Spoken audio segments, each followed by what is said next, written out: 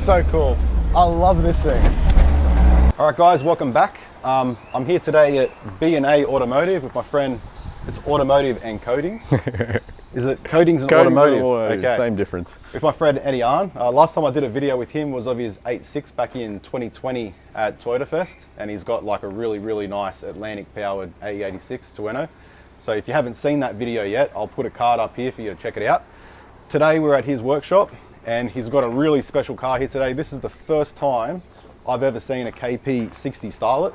He's had this car, how long have you had the car now for? About 5 years, give or take. Oh, okay, I didn't realise it was that long. Yeah. So he's had the car for a while now, and it's absolutely stunning. This, like I said, it's the first one that I've ever seen, and I was just saying to Eddie, like, I wish I'd never seen it because now it's like I need one now. It's so cool. So yeah, we'll get into it. We'll do a bit of a walk around. I reckon later on we'll go for a bit of a drive or something. Yeah. What do you reckon? Yeah. So let's just check it out, eh? What kind of motor have you done, man? So I've basically built an Atlantic spec 4AG. So the bottom end is actually a short block from Loinings over in the States. Right. I got it in a deal with another guy over there. He builds race cars out of California. Yeah. But I managed to get it off them. It got refreshed over at Loinings before it got sent to me sea freight. As soon as it got here, I stripped the whole thing down, took all the bearing measurements and all that, so I know exactly what Loinings builds their Atlantic tolerances to. Right. Did all that. The head I ported myself. It's actually a small port head, which I've ported into a mid port. It's got extra material welded in the bottom of the intake valves to increase the port angle on them, because 4AG 16 valves, they suffer from too shallow a port angle. Right, right. But yeah, it was actually a complete engine over in the States, and I told the guy to send me every single picture that he had of the engine. And then I asked him, I said, oh, stupid question, would you consider just selling me the short block? And he goes, oh, why? And I said, oh, because my head's got way more work done to it than yours does. So I eventually got that, put the motor together. It originally had a standard, I originally had the 4K in it when I bought it. Yeah. I rebuilt a standard 4A for it, put that in just to work out the wiring loom and all that. And then I put the Atlantic engine in probably about 2.5 years ago now, I think, almost 3 years ago. Yeah. It's still on the running tune, so I haven't revved it past about 8.5 yet.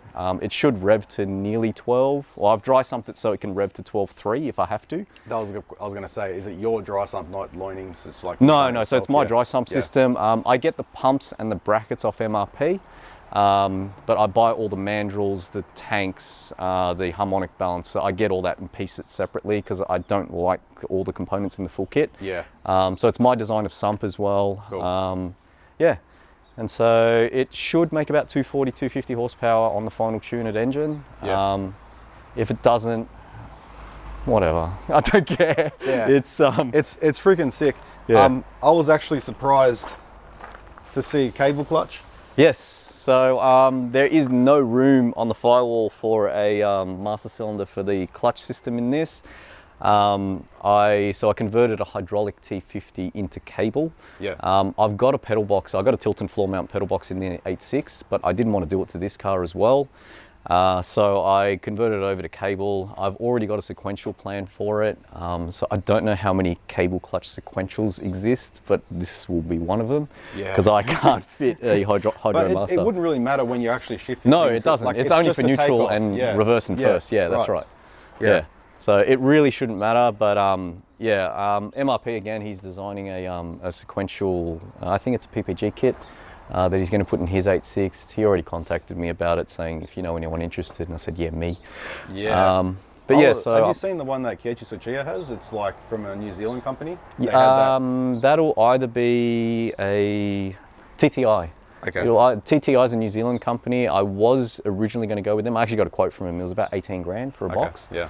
I'd still have to work out the bell housing adapter for it as well. Yeah. But I have heard reports that there was some of them failing, but I don't know if they're in massive high-powered cars. Wouldn't they be?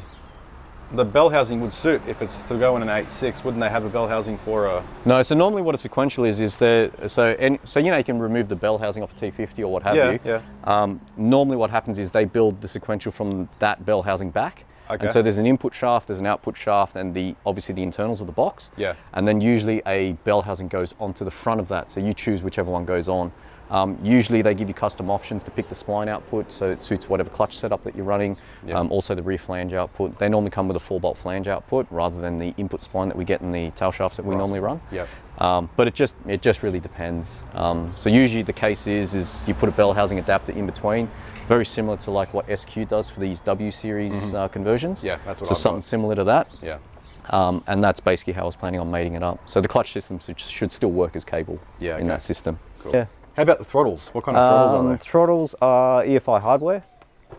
They're tapered bore throttles. They're 48mm, which should be at the limit of about 240, 250 horsepower. Okay. So it's important to size the throttles for your power output. Right. Yeah. A lot of guys will have like a stock standard engine, a 16 valve or a big bore, something like that, and they'll put blacktop throttles on it, which are 45s, which are way too big for the airport speed that you need. Yeah. So you'll actually lose power.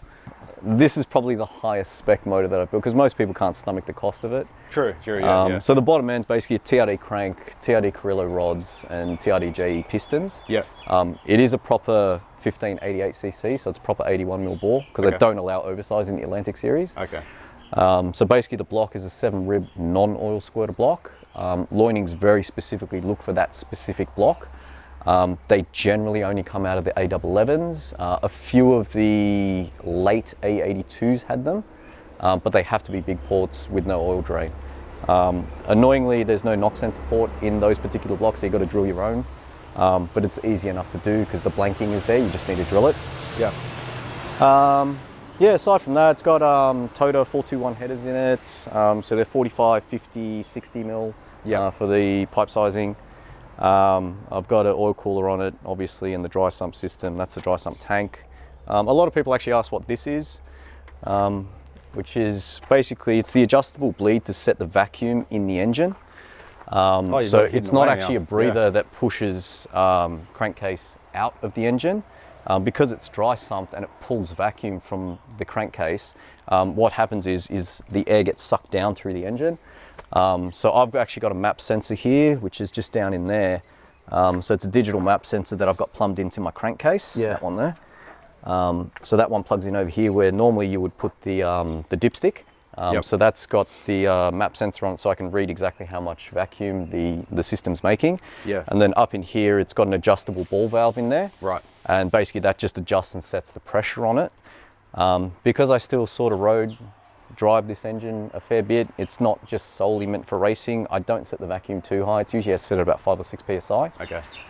If you go really, really high, so I've seen guys set them in race applications as high as 12 to 15 PSI. There are some instances where it'll actually suck the oil seals in. Okay. So I've only seen in one instance where he had to install the rear main seal backwards. So because it's not meant to actually stop oil from getting out, you're trying to stop the seals from sucking in. I've only seen it in one odd case though. The rest of them have bottom out on the seal, so the cam seals, the oil pump seal, they all bottom out on the back of the housing, but the rear main can keep going. But yeah. One of the things I really got a kick out of, I asked you the question about the radiator support. And I was like, did you do that? Did you? You're like, no, that's from factory. No, it comes from factory. So basically, once you pull this off, you pull the grill off, and you can even pull that whole front valance off. And you basically lift the motor up about, I don't know, maybe about 4 inches, and then you can just slide the whole motor out like that. It's the perfect car for like a DIY guy just working at home. You don't have a hoist. You don't even have to remove the bonnet to pull the engine out. It's so cool, man. Like I said, now that I've seen this car, the other thing that I freaked out about, I just like these style lines on the roof. Like, the more I look at the car, the more I go, man, I need one. It's so crazy. And then the wheel offsets and everything is same as like an 8.6. Yeah, very similar. Pattern. So these are 14x7 zero offset. Zero offset, I think, or neg 3. I can't remember. Very close to zero. Yeah. They're work equipped 03s. I've had these on like 4 different sets of cars. They originally came in one of my A86 coupes back, I think, in 2012 or 13. Okay. So it came over from Japan and it had these wheels on it. And since then, I put them on my other 8.6. I put them on a K70. They were on a GTV TA22, and then eventually I got them back to put on this thing because they fit really nice. But like, it's just, I always thought the 8.6s were cooler until I seen this, and now it's like, because around, like, in Australia, there's not many of them. And then, like, this is probably the first one I've seen in real life. So, and then you were saying you do get a bit of attention. I don't really like the attention the 86 brings, but like, I just thought if you didn't get attention in this, if people just thought it was a shit box, it would have been, I would have to just fucking... Well, that's why I never pull the trigger. wash it, and I'm never planning on painting it. Like, Yeah. there's It's nice a bit house rough, paint here. Yeah. It is very rough. Yeah. I've actually never washed it in my ownership of 5 years. Yeah. Because I don't want any more of the paint to flake off. I did originally have plans to do a full rotisserie restoration on it as well, but health circumstances kind of dictated that I can't really afford to take the entire car apart and then get sick again and then not have it together. So it'll likely stay in this sort of trim and spec for the moment. I might do a closed door respray, and I do just want to fix up little bits and pieces. Like there's a rust bubble up on the roof. It's not really structural. I'm pretty sure if I wire wheeled that back and just treated it, it would be okay. Maybe a little skimmer bog, which it already has a lot of, but there's no really big structural holes in the car. There's one 20-cent piece just in the rear of the boot where it's a hole. But aside from that, I've not found another hole in terms of rust and that sort of deterioration.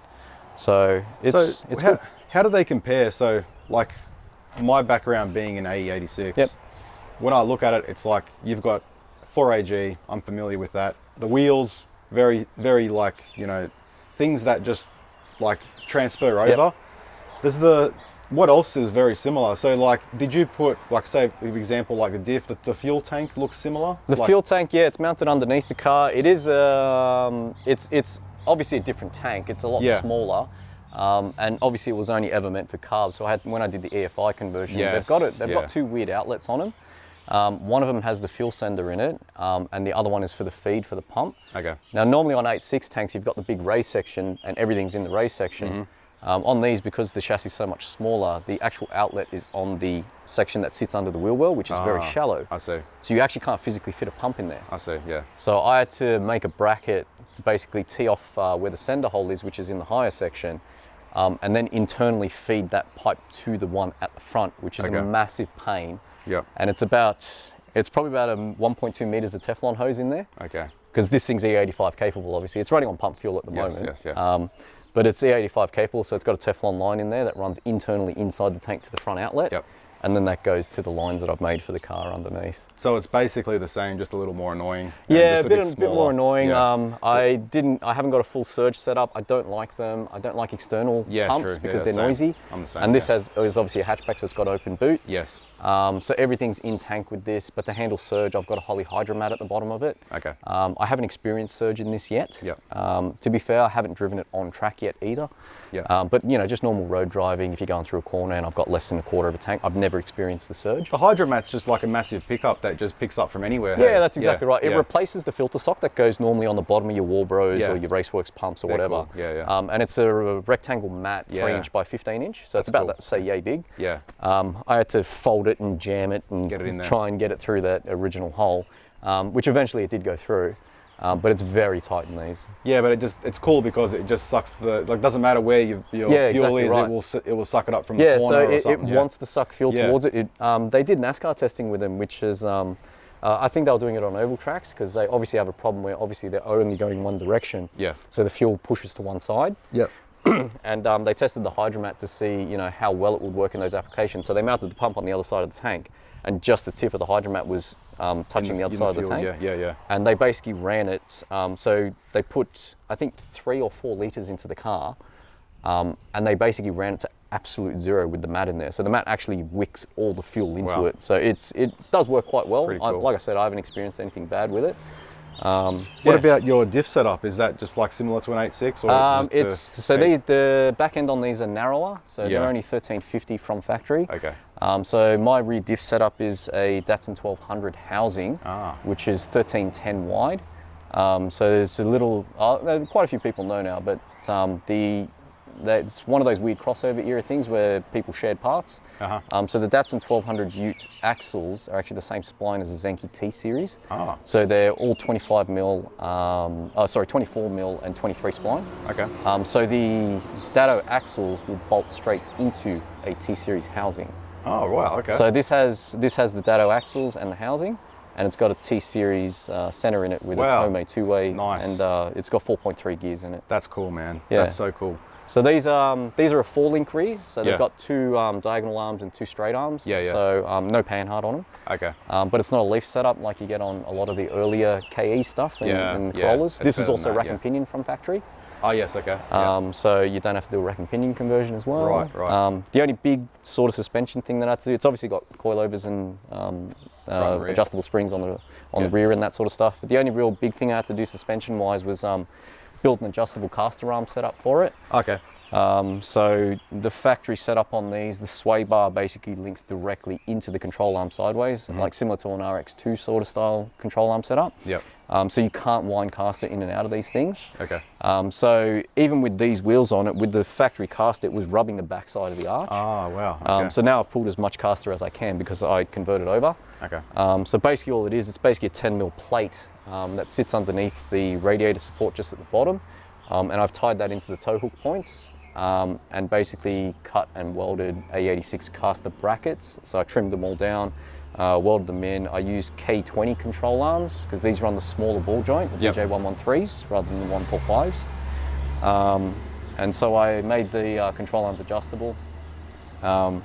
And yeah, so everything pretty much lines up. Caster arms, I think are 8.6. I just had a spare pair lying around. They're either 8.6 or K7 or something of the sort. Yeah. And everything just bolts in. Now it's got adjustable caster in it too.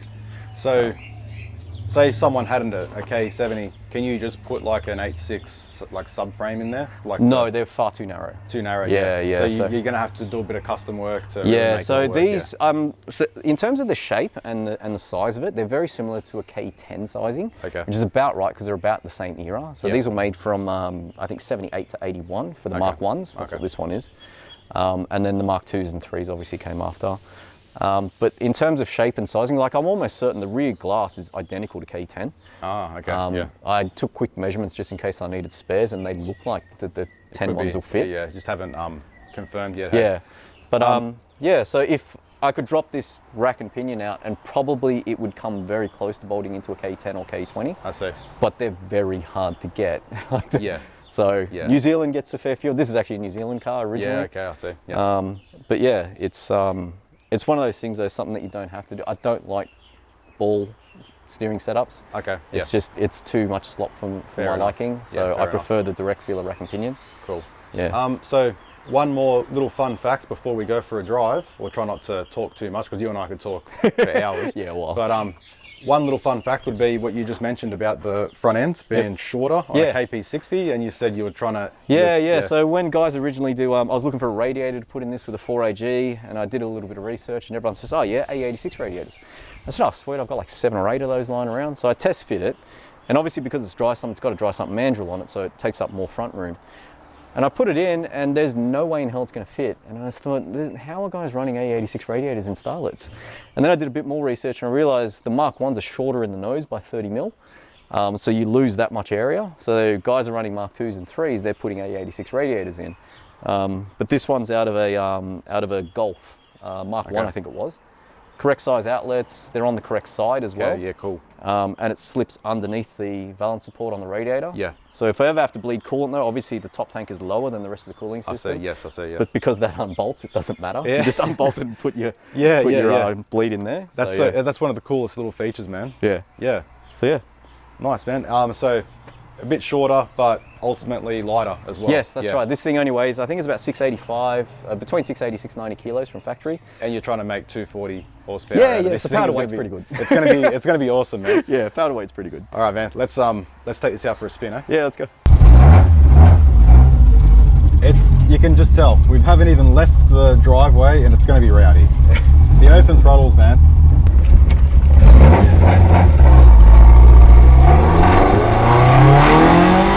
Yeah, it pulls.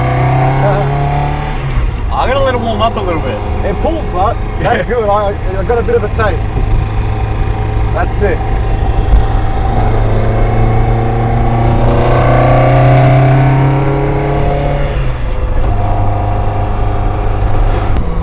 So the thing is, it's a break-in tune.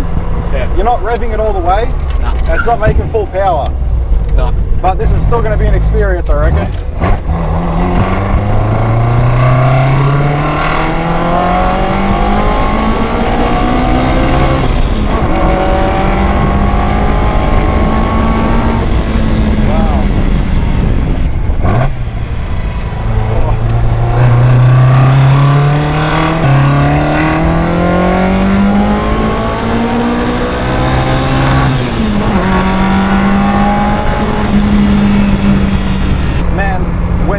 set up, it's going to be a monster. It's going to be an absolute monster. So usually I've got a setting here with TPS on it. Usually I can get to about 60 if I mash the throttle under full load before it starts giving out. So this is about 60. And then engine protection just cut in. I see, yeah. Usually happens in third gear. I don't know why. It's got something to do with the loading on it. But it is comped at like 13.4 to 1 as well, and I am on pump fuel. So it's always going to ping just a little bit on the low RPM, high load. Yeah. So when is it due to get retuned? It was due a year ago, but I just get busy. But yeah, the thing just handles like a go-kart. Just a little bit of steering input. Wow. Springs are relatively soft on this thing because the car's so light. So I've only got 5.5 kilo springs in the front and only 3.2s in the back. Yeah.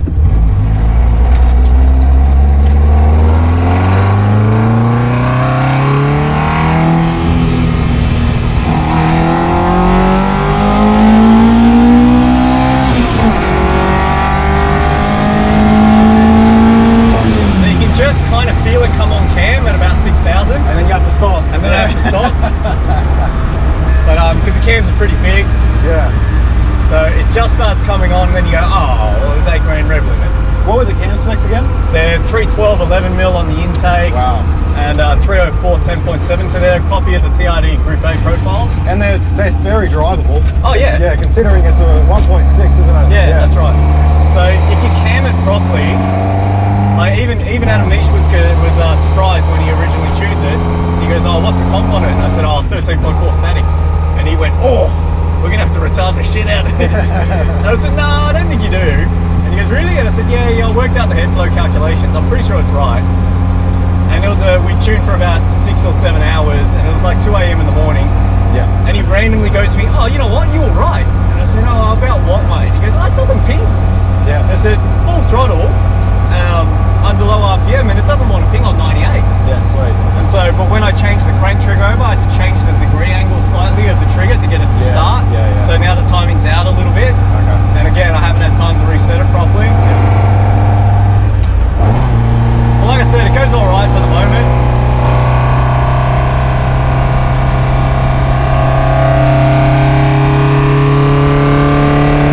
So you'll feel it right about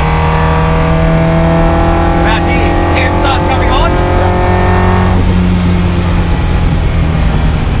So that was at about 5,500, and the cam just starts coming on. Yeah. But like I said, underneath it, it's very drivable. You just need to be able to port the head properly. Yeah. So I do all my own porting, obviously, as well. Yeah. If you get the port speed correctly, it's very nice and drivable.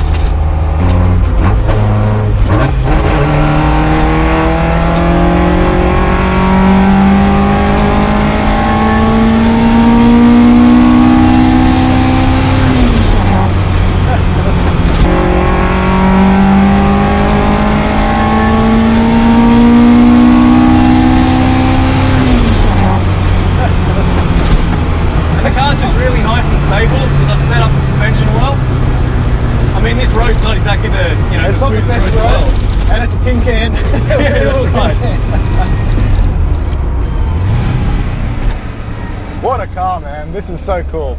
I love this thing.